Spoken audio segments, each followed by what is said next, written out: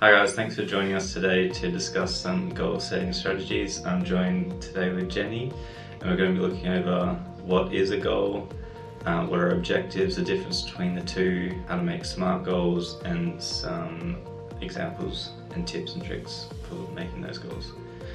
Jenny, would you like to tell us what a goal is? Sure. So a goal is usually something that someone or a group of people are trying to achieve. Goals basically help with focus and direction. It's sort of like a benchmark for success, so you know how far you've come with whatever it is that you have set your goal to be. An objective, on the other hand, is sort of like stuff that help you reach your goal. So it's the building blocks.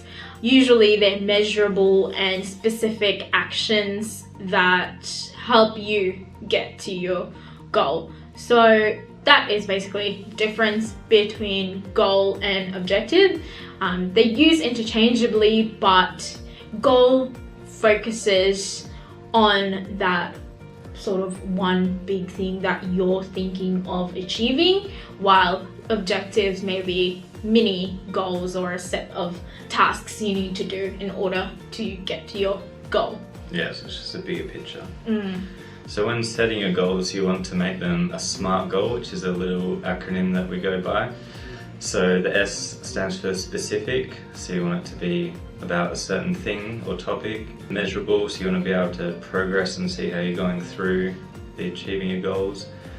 Achievable, so you want to be able to make sure that it's sort of realistic and that you'll be able to achieve it in that time frame or however you want to, whatever the goal is.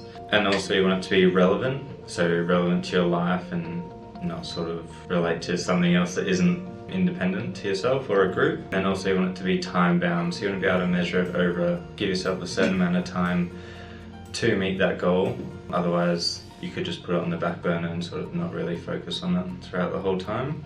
So a little example that Jenny and I have discussed previously is sort of like a stock portfolio. So you sort of, maybe we're just almost September, so quarter left of the year. And then maybe you want to make sure by the end of the year it's a certain amount or grows by a certain percentage. And you can do that by either going into riskier stocks or safer ones, depending on what your goal is in that short period of time, a long period of time. Yeah. I guess the important thing is to have that sort of measurable component to it and that time component to it as well, so you actually get to know whether or not you have achieved your goal. I mean, we could say we want to increase our portfolio by 10%, but you know, without that time component, we don't really know whether or not we have been successful in achieving that. Yeah, you need those objectives along the way as well. So it's a big goal in the end of it, but you want to sort of make sure you're meeting the little points along the way as well. Yeah. Stay on track. Yeah. And to do that, we need strategies to, I guess, keep ball rolling, I guess, until you get there. Some of the strategies that we've sort of spoken about are basically starting small. You know, I mean, the bigger the better, but you won't get big until you start somewhere. So being able to appreciate your small wins and of course meet those little objectives along the way help pave the way for you achieving your goal. So not to say that, you know, small things are bad. They definitely do help you keep your focus and keep you motivated as well, because you're ticking those little objectives along the way. Another thing would be to keep your goals in a visible place.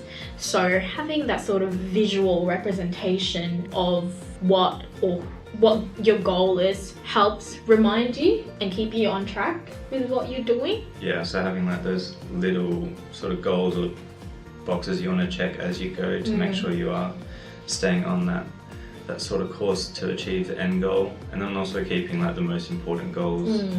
Like if you make the goal important to yourself, you're more likely or more enticed to achieve it. Some other ways are like finding a common goal with a friend or a group, and then they'll keep you accountable.